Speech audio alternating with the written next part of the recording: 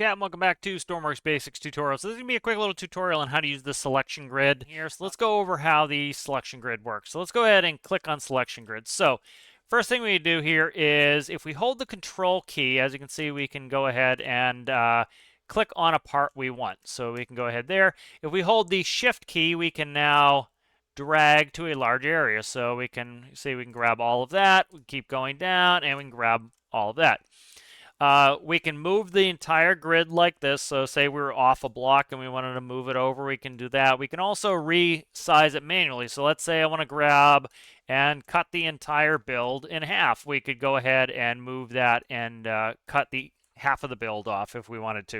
We can also reset the grid, which we'll get rid of it, make it down to 1. We can cut parts, we can copy parts. We can also load content. So for example, if I want to go in and I want to add something in here, so let's say I want to add a hybrid car, go ahead, take my hybrid car, and we want to spawn that in because this will fit inside the garage. We can go ahead, put that in, paste it, and clear, and now as you can see we have the car in there, so we can spawn them together if we wanted to.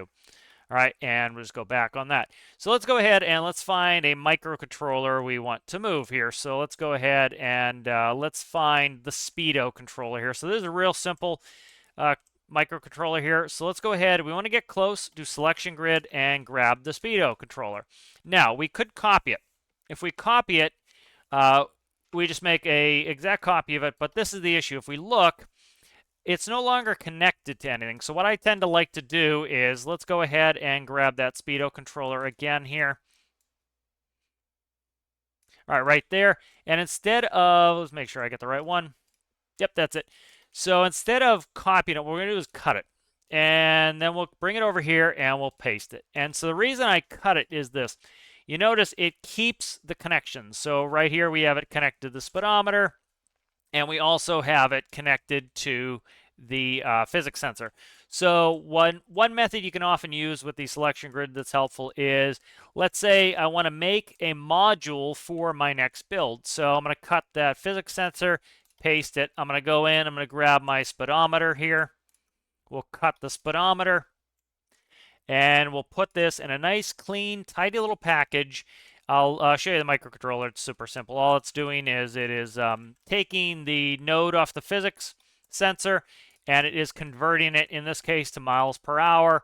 So if we look real quick here, as you can see, it takes the physics sensor channel 9, converts it to miles per hour, and outputs it to a dial. Real simple. So this is a nice little compact module now that we can use anytime I need a speedometer in a vehicle. So what I can do here is I can go ahead and I can select it all here.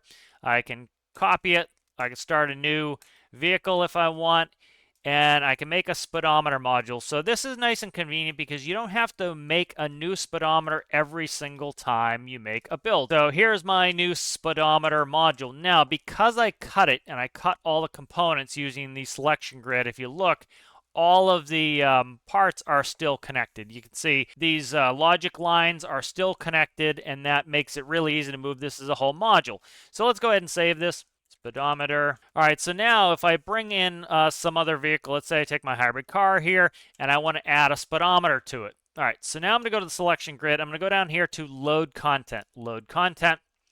All right, and I'm going to type in speedometer.